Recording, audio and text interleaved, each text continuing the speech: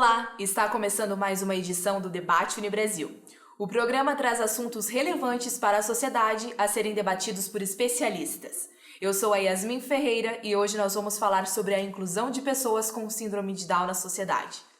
A síndrome de Down não é uma doença, e sim uma falha genética que acontece na divisão celular do óvulo, que resulta em um par a mais no cromossomo 21, chamada trissomia.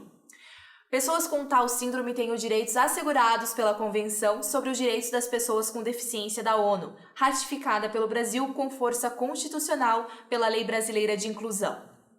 No Brasil, existem aproximadamente 300 mil pessoas com síndrome de Down, segundo dados do IBGE.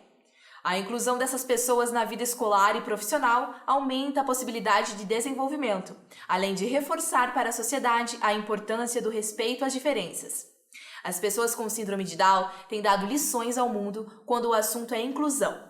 Atualmente, essas crianças, jovens e adultos ocupam posições de alunos em escolas regulares, assim como também professores, empresários, atores, repórteres, vendedores, fotógrafos, dentre tantas outras profissões do mercado de trabalho.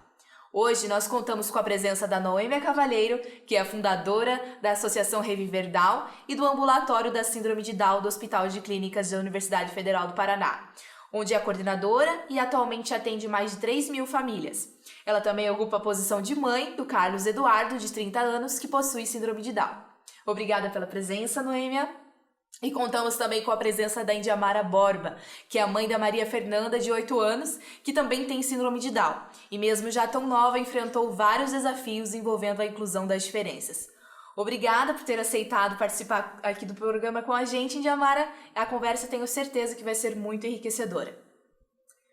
Para começarmos o debate, vamos ouvir a doutora Marilene Carvalho, que é procuradora federal aposentada e também mãe da Maiara, uma jovem com síndrome de Down. Ela é militante da causa da pessoa com deficiência há 23 anos e vai nos dar um direcionamento jurídico no que se refere à inclusão. Acompanhe no vídeo.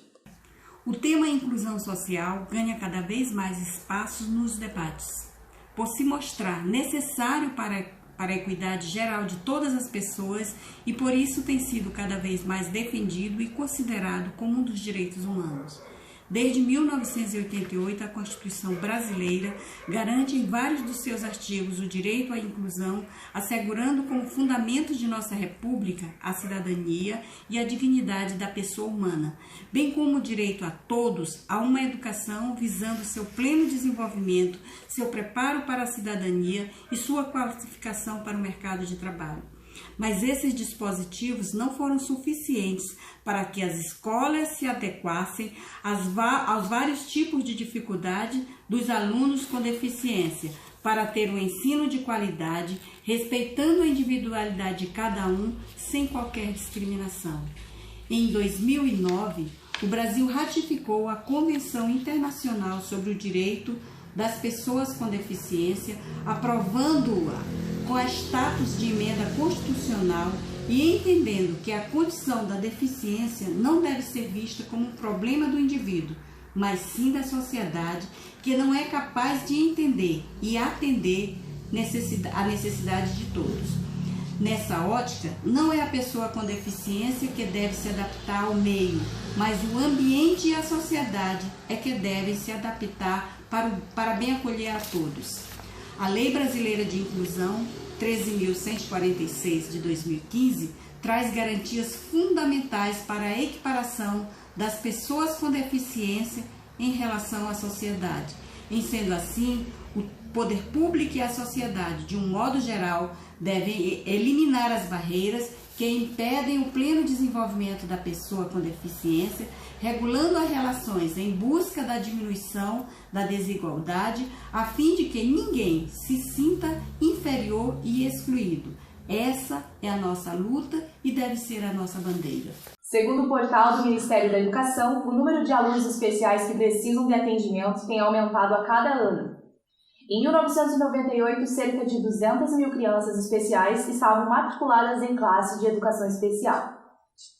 Já em 2018, o número de alunos da educação especial ultrapassou a barreira de 1 milhão, registrando um crescimento de quase 11% em apenas um ano. A maior parte, pouco mais de 992 mil, estuda em escolas públicas do ensino regular. O aumento das matrículas indica que as escolas deram um passo em direção à inclusão. No entanto, é preciso assegurar que os alunos estejam aprendendo e sendo verdadeiramente incluídos, não só nas escolas, mas na sociedade de forma geral. Para isso, nós vamos conversar com as nossas convidadas. Indiamara, como foi para você quando descobriu que seria mãe de uma criança com síndrome de Down? Bom, para mim foi difícil, porque eu fiz um programa, né, do Mãe Curitibana, e eu fui mãe aos 40 anos. E na minha carteirinha estava escrito mãe idosa alto risco. E não foi me dado todo o suporte que todo aquele paradigma que estava escrito ali, né, entendi eu que deveria ter tido mais ecografias, ter tido um outro acompanhamento. E, na verdade, não tive. E a Maria Fernanda nasceu prematura, né? Ela com um problema cardíaco severo.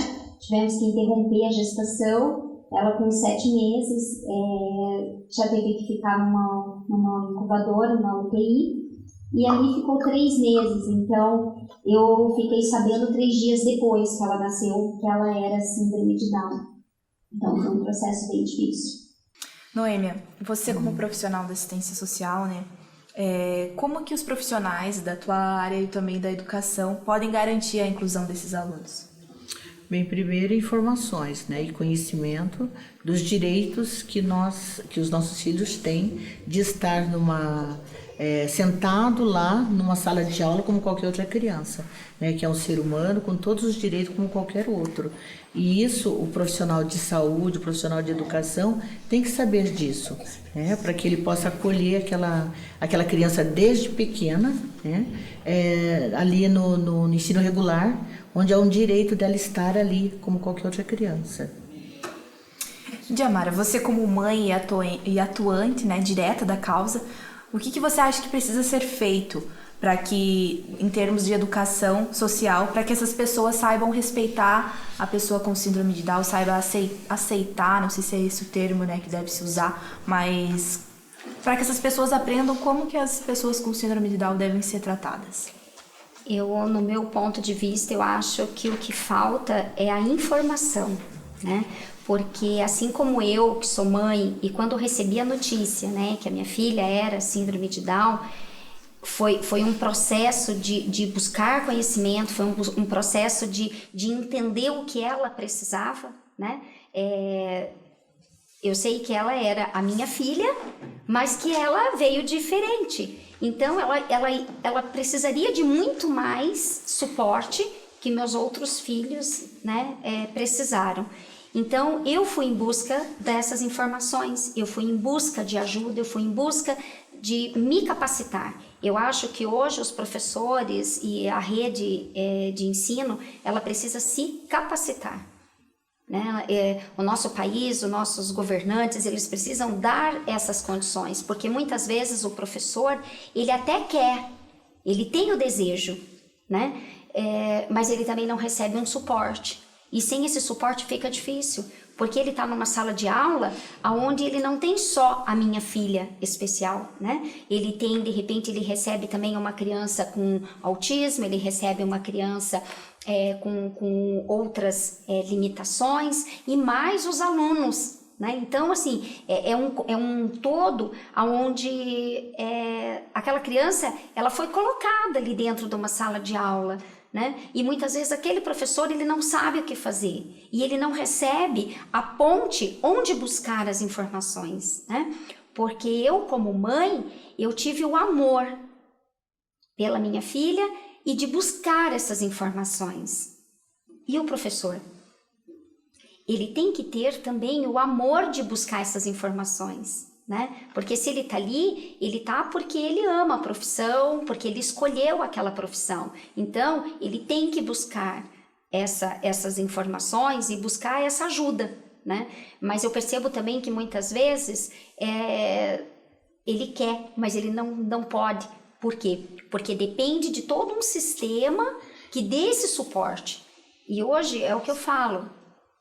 Muitas coisas precisam mudar, muitas coisas precisam ser corrigidas, muitas coisas. Porque os nossos filhos, eles só querem estar numa sala de aula, eles só querem aprender.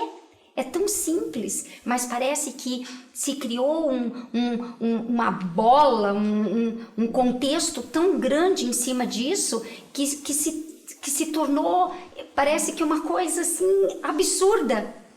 Aquela criança que só quer ir para a escola aprender, o professor ensinar aquela criança, né? Aí entram-se as leis, entram-se as regras de que não pode, né? De todo um sistema errado. Não sei se eu posso continuar, que eu preciso assim que as coisas realmente mudem, precisa ser mudado, né? A caminhada ainda é longa, né? Muito então, longa. O debate está muito bom, mas nós precisamos fazer um rápido intervalo. Não saia daí, voltamos já.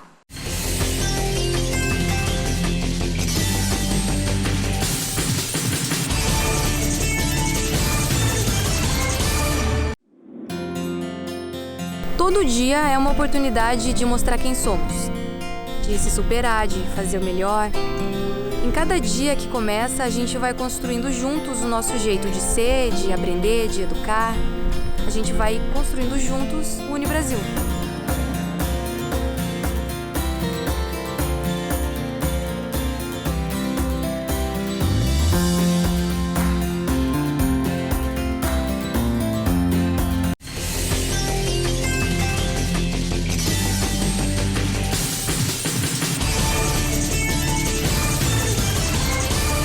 Estamos de volta com o Debate Unibrasil e o nosso assunto de hoje é sobre a inclusão da pessoa com síndrome de Down na sociedade. Noêmia, conta pra gente como que funciona o teu trabalho, né, como assistente social dessas famílias que são encaminhadas até você. Certo. Então, nós atendemos, né, com a equipe multidisciplinar e a gente passa assim todas, desde o acolhimento, a hora que chega o bebê, né, até o jovem, né, o adolescente, o pré-adolescente, o jovem que chega para nós, né, que nunca foi no ambulatório, como nós atendemos praticamente o Paraná todo, né, então aparecem muitos jovens que hoje ainda estão, né, analfabetos, né, não tiveram oportunidade de ser alfabetizados.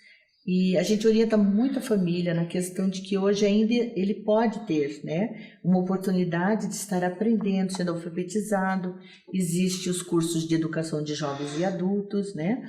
E então a gente procura cercar essa família e mostrar para ela que existe um potencial ali, né? E que ela precisa, e que ele precisa ser desenvolvido, né? E principalmente porque a síndrome de Down, como você mesmo disse, né, não é uma doença, né, é uma condição genética, e então eles são saudáveis. Provavelmente, né, nós pais vamos morrer e nossos filhos vão ficar. E nós temos que prepará-los para a vida, né? Sim. O dia a dia da vida. Ou você vai deixar uma mochila para outra pessoa carregar, o irmão, um parente, que vai ter que cuidar o resto da vida. Sabe? E eles não precisam disso. Eles podem ter autonomia suficiente para viver, né? Morar sozinho, casar, né? Eles podem fazer um monte de coisa, desde que eles sejam estimulados desde bebês. E a família precisa saber disso, que olha, não, meu filho nasceu com a síndrome de Down, coitadinha de mim, né? Agora eu vou ter que carregar essa cruz pro resto da vida. Não é assim. Né? Existe um potencial, é lógico que existe um atraso nesse desenvolvimento, demoram mais para entender, demoram mais para aprender, mas aprende. Cada um é um ser, né, único e cada um é de uma forma, né, de aprender. Ele consegue, mas de um jeito dele e tem que ter esse tempo, né, para que ele se desenvolva. Então a gente procura motivar muito a família, porque o segredo do desenvolvimento está na família, né? Né? Da aceitação, primeiro o acolhimento, a aceitação, né? E saber que é um ser humano, é um outro filho que está ali, né? Com um pouco mais de dificuldade, vai dar um pouco mais de trabalho, mas é um ser humano que precisa ser desenvolvido, precisa ser acolhido, né? E que ele pode ter, né? O céu é o limite para ele. E a família precisa saber disso, tá? Para que essa pessoa se desenvolva bem dentro da família e ser bem aceito e amado, né? Bacana. Indiamara, a tua filha, né, você e a tua filha já sofreram algum tipo de preconceito por parte da escola, dos alunos, ou dos próprios funcionários, ou até mesmo em âmbito não escolar, em outro ambiente que ela conviva? Olha, Yasmin, eu posso dizer para você que praticamente desde que a Maria nasceu. Eu vou dar um exemplo. Quando a Maria tinha 8 meses, nós fomos procurar uma escola de hidroginástica para ela, né? Porque ela precisava, a água iria ajudar bastante, né, no desenvolvimento. E quando eu cheguei lá, eu falando, não tinha levado a Maria Fernanda, e eu conversando com a moça da recepção, né, que a minha filha tinha uma condição clínica, mas que o médico tinha dado o atestado que ela estava apta a participar das aulas. Não falei nada que ela tinha síndrome de Down, falei somente da cardiopatia. Aí a moça preencheu a inscrição dela e tudo. E no final da inscrição eu falei, olha, e assim, tem mais um fato. A minha filha, ela é síndrome de Down. Na hora, a moça da escola olhou para mim e falou, então, mãe, vai ter um problema. Eu falei, qual o problema? É que assim, é uma piscina. Eu falei, sim, é uma hidroginástica. Mas é que daí a sua filha, ela é Down, ela vai ficar babando na piscina. Então, são situações assim que, imagine, com 8 meses, acho que essa foi a minha primeira situação confrontante com a sociedade, né? Com os lugares onde a gente busca, né, inserir os nossos filhos. E daí ali começou um dos meus primeiros, né, junto com a minha família, um dos nossos primeiros trabalhos, né, de levar o que é a síndrome de Down e informar para aquela pessoa que a minha filha talvez babaria até menos do que qualquer outra criança, né, que vai nadar, não vai conseguir ficar com a boquinha fechada e vai, às vezes, né, colocar. Então, assim, são coisas que nos entristecem muito, a gente como família. E sim, na escola também, quando a minha filha também estava na época de ir para o CNEI, onde uma das professoras disse que não estava preparada para receber a minha filha, e eu disse a ela, eu falei, eu também não estava preparada para receber a minha filha com síndrome de Down, mas eu fui à luta, eu fui buscar as informações e eu posso te ajudar, né? Eu faço parte de uma associação onde nós temos vários materiais, a gente pode trazer aqui para a escola, trazer para você.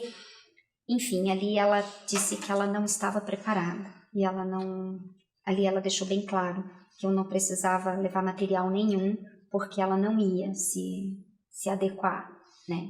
Aí esse foi o meu segundo, como diz, né, confronto com a escola. Mas é o que eu sempre falo, graças a Deus, nesse caminho, sempre tem os que querem, tem os que não querem, e graças a Deus a gente sempre teve cercado muito mais dos que querem ajudar do que aqueles que não querem, né? Na época, a diretora entrou com todas as intervenções necessárias, né? Graças a Deus, Maria Fernanda passou pela fase do CNEI. Hoje a Maria Fernanda na escola regular.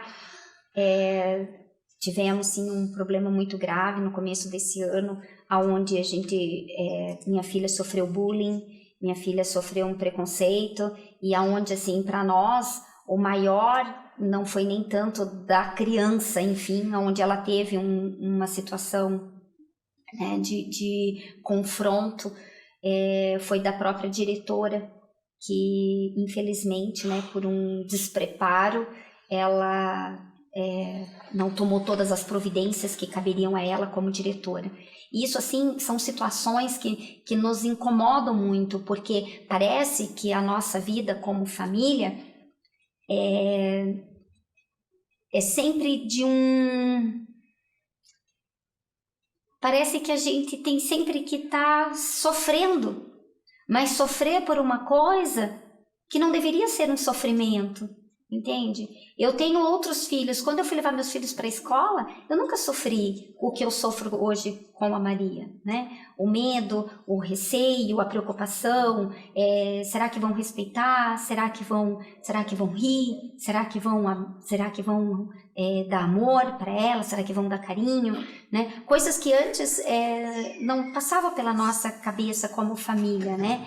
Que a gente estaria no meio de uma sociedade bem cruel, porque eu acredito que as situações em que nós passamos, a minha família, e a minha maior preocupação era assim, a que ponto esse sofrimento cabia a mim, família, eu sentia, né, como mãe, e a que ponto isso afetava a minha filha? Será que ela, na deficiência dela, ela entendia o que era o preconceito, ela entendia as dores, né, e os desamores de ser síndrome de Down? E eu percebi que sim, que isso ela sente, porque quando nós fomos levar ela, depois de todo um processo, né, que ela passou na escola e que ainda está em processo, quando eu fui levar ela, depois de uns 3 meses afastada, quando eu fui levar ela para a escola, no primeiro dia, eu achando que ela não lembrava de nada, né? Gostaria eu imensamente como mãe que todo o ocorrido com ela, do bullying e do preconceito, tivesse apagado da memória dela, porque da minha era muito forte, Quando eu fui deixar ela na escola, ela olhou para mim e falou: mamãe, eu não tô bem, eu não quero ir para a escola. Eu falei: não, filha, você vai, você tá bem. Ela tinha passado também por uma cirurgia cardíaca. E ela dizia assim: não, eu não tô bem. Eu falei: tá sim, você tá bem, você vai para a escola. E ela disse assim, ela olhou bem para mim e disse assim: cara estranha, porque disseram que ela tinha cara estranha.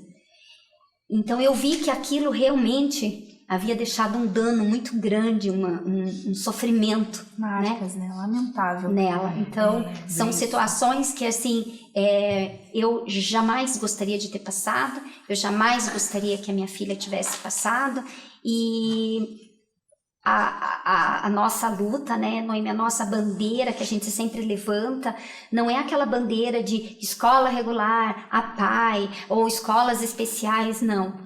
É assim, aonde eles estiverem, eles precisam ser respeitados. Eles precisam ser vistos não como uma cara estranha, não como, né, um motivo de riso, um motivo de deboche, um motivo de vários termos pejorativos que os nossos filhos recebem, né, quando eles são apenas seres humanos, né? Eles são apenas crianças, eles são apenas jovens, né, que querem estar no meio das pessoas. Né? Porque eles são pessoas. Noemi, você quanto mãe e também assistente social, quais são as suas recomendações para os pais que enfrentam dificuldade com seus filhos síndrome de Down? Olha, primeiro participar de um movimento onde possa adquirir conhecimento, né? Por isso que a gente forma associações do Brasil todo, com famílias, né? Para que as famílias aprendam como lidar com as questões. Se você não está no meio, você não conhece as leis, né? Os direitos dos seus filhos, né? E eles também não têm oportunidade de estar sendo visto, né, o tempo todo. Então, hoje, os nossos filhos, né, eles vão, né, o meu filho, por exemplo, ele faz gastronomia, está no 2º ano de gastronomia, né, e ele terminou o ensino médio, não quis ir para a faculdade, e ele está fazendo gastronomia, quer trabalhar em restaurante, em cozinha de restaurante, né, e ele é muito comunicativo, pinta muito bem, né? Toca guitarra, ele teve todas as oportunidades, né? E isso não é assim, né? Porque as pessoas, mas dinheiro. Não, a gente sabe que existe, né, muita coisa gratuita, né? E as famílias precisam tirar o filho de casa e levar para o convívio na sociedade. Se expor, né? Exatamente, né? Então, os nossos filhos vão para barzinho, eles vão para balada, eles namoram, né? Eles fazem tudo que todos os jovens fazem, tá? Mas tudo muito bem orientado, né? Meu filho, às vezes, eu falava assim, você não vai convidar fulano para o seu aniversário? Não, ele não tem comportamento em público, tá? Então, esse de comportamento em público, né, é a questão dos limites e para a gente explicar para os nossos filhos o que você pode fazer, né, o que você não pode fazer em público, tá? Porque eles entendem muito bem, né? Como ele mesmo diz que demora um pouco para entender, mas entende, né? Então, as famílias precisam colocá-los, tirá-los de casa e levar para conviver com as outras pessoas.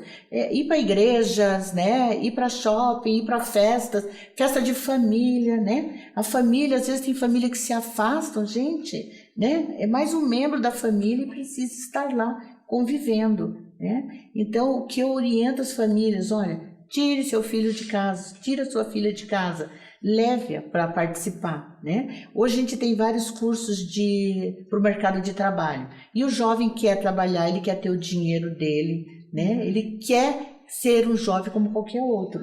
Então, que a família proporcione isso.